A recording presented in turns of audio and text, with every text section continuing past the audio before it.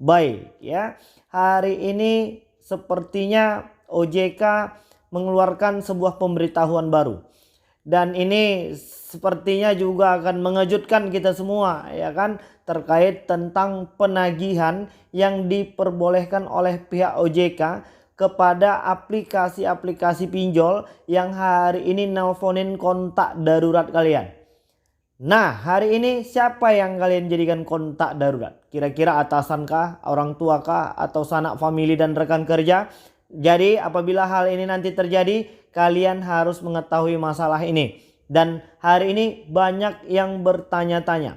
Setelah kemarin lewat jatuh tempo lebih dari 90 hari, ya, ternyata pihak OJK mengembalikan kepada pihak ketiga dan keempat. Mereka memperbolehkan pihak ketiga dan keempat ya untuk kembali melakukan penagihan. Sepertinya peraturan ini masih cukup amburadul kalau menurut asumsi pribadi aku, di mana pihak OJK tidak membolehkan pihak aplikasi menagih untuk lebih dari 90 hari, namun memperbolehkan pihak ketiga dan keempat untuk melakukan penagihan.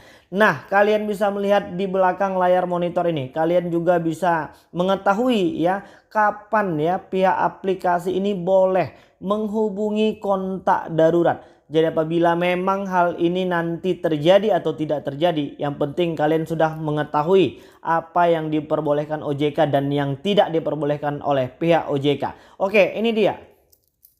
Oke, baik ya, kalian bisa melihat di belakang layar monitor ini ya kan, sehubungan dengan penagihan yang dilakukan oleh bagian penagihan atau debt collector PUJK Fintech Peer-to-Peer Lending, dapat kami informasikan bahwa nama yang dicantumkan konsumen sebagai pihak yang dapat dihubungi saat mengajukan pinjaman juga dapat menjadi pihak yang dianggap sebagai kontak darurat konsumen.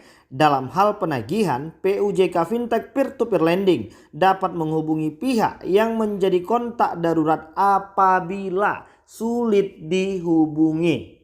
Jadi OJK sudah ngasih tahu aplikasi pinjol boleh melakukan peringatan sih ya, sepertinya kepada kontak darurat atau mungkin pemberitahuan kepada kontak darurat apabila memang nomor kita sulit untuk dihubungin.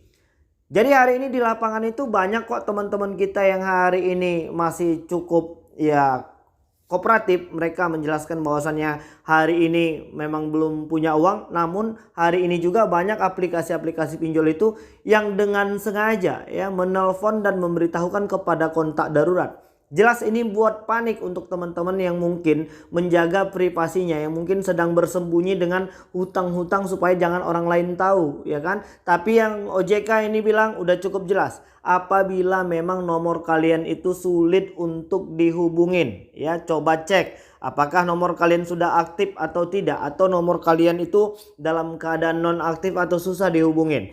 Oke, lanjut dulu ya kan.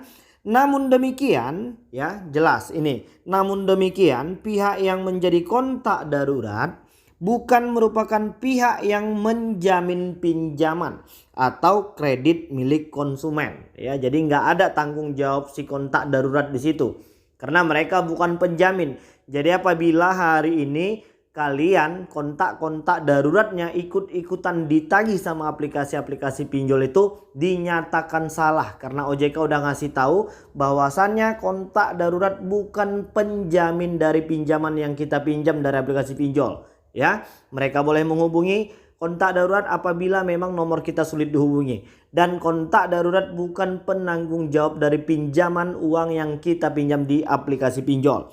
Lanjut ya. Pada umumnya pelaku usaha jasa keuangan akan memberikan data akurat, penjelasan dan prosedur kepada pihak yang melakukan penagihan mengenai hal-hal yang boleh dan tidak boleh dilakukan oleh petugas penagih. Lanjut, apabila terdapat indikasi atau dugaan kelalaian pelaksanaan prosedur dalam penagihan oleh PUJK, hal tersebut dapat dilaporkan ke OJK ya, untuk selanjutnya menjadi informasi bahan pengaturan dan pengawasan bagi OJK. Untuk pengaduan terkait cara penagihan debt collector ya, kalian yang hari ini ditagih dengan cara melanggar ketentuan hukum boleh langsung saja adukan ya DC-DC-nya itu, kami sarankan ibu menyampaikan pengaduannya kepada pihak perusahaan terkait agar dapat ditindaklanjuti dengan menyertakan bukti atau screenshot terkait cara penagihan debt collector tersebut. Cukup tidak memuaskan ya. Kita hari ini masyarakat itu kepengen kalau seandainya mereka itu melaporkan ya. OJK ini perwakilan negara, seharusnya mereka lebih menyahuti apa yang hari ini menjadi masalah untuk masyarakat. Malah ini pihak OJK mengembalikannya kepada perusahaan tersebut. Ya jelas gak mungkin, hari ini masyarakat ini kan belum mampu melakukan pembayaran. Dan hari ini pihak DC itu melakukan pelanggaran peraturan. Gak mungkin juga si masyarakat tadi melaporkannya kepada pihak aplikasinya. Ya jelas ini akan ditagih langsung. Dan hari ini masyarakat bukan mau gak bayar loh. Masyarakat ini pengen melunasin semuanya. Tapi memang keadaan dan situasinya hari ini yang belum mampu. Namun pihak OJK malah mengembalikan ini kepada si pemilik perusahaan atau kepada si DC dari atau mungkin customer service dari perusahaan tersebut. Ya ini pasti nggak nyambung kalau menurut aku ya kan. Kita lanjut dulu. Nah ini dia. Jika sekiranya ya perilaku debt collector atau perusahaan yang memperkerjakannya telah melanggar asas ketertiban umum ya dan cenderung mengancam keselamatan, konsumen dapat melaporkannya kepada pihak yang berwenang yakni kepolisian. Jadi apabila DC-DC dari aplikasi pinjol atau mungkin pay letter itu telah mengancam keselamatan kita dan melanggar beberapa ketertiban umum, segera laporkan. Ini perintah langsung dari pihak OJK ya kan. Apabila memang kalian mendapati beberapa pelanggaran ketentuan hukum dan ketertiban umum, maka segera laporkan saja kepada pihak kepolisian.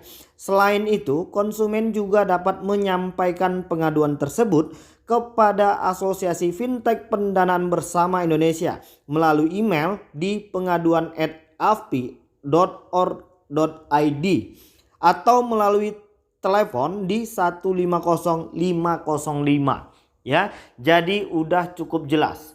Sebenarnya peraturannya ini sih bersifat apa ya, kalau menurut aku seperti tidak di sebelah masyarakat hari ini.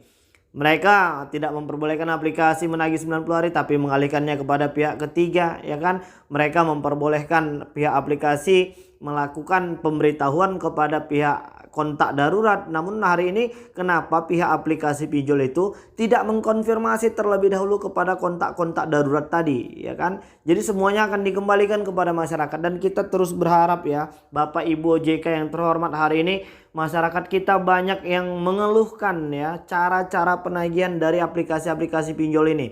Apalagi untuk yang ilegal, kami berharap kepada pihak kepolisian, Kemkominfo, OJK dan seluruh instansi yang terkait ya, hari ini aplikasi-aplikasi pinjol ilegal ini Bapak Ibu masih terus tumbuh subur dan Indonesia belum lepas dari darurat pinjol. Hari ini masih banyak masyarakat kita yang dipermalukan dengan cara disebarkan data. Dan hari ini masih banyak juga ini aplikasi-aplikasi pinjol yang mengakses kontak ya. Hari ini OJK udah bilang ada 5 yang boleh, ada 3 yang boleh diakses oleh aplikasi pinjol, yaitu kamera, mikrofon, dan location. Jadi selebih dari situ nggak boleh kata OJK. Coba kalian cek dulu aplikasi pinjol kalian. Apakah mereka mengotorisasi lebih dari 3 yang diperbolehkan oleh pihak aplikasi OJK. Jadi kalau seandainya hal itu terjadi, coba langsung cek legal standing aplikasi pinjol yang hari ini kalian sedang gunakan. Oke baik, jadi mungkin itu dulu yang bisa aku sampaikan dan mudah-mudahan video ini bermanfaat untuk kita semua. Yang penting kalian harus fokus untuk berbenah terlebih dahulu ya. Masalah utang pinjol ini akan kita selesaikan nanti ketika kita memang sudah mampu ya untuk melakukan penyicilan dan pembayaran di aplikasi-aplikasi mereka. Oke, mungkin itu dulu. Assalamualaikum warahmatullahi wabarakatuh.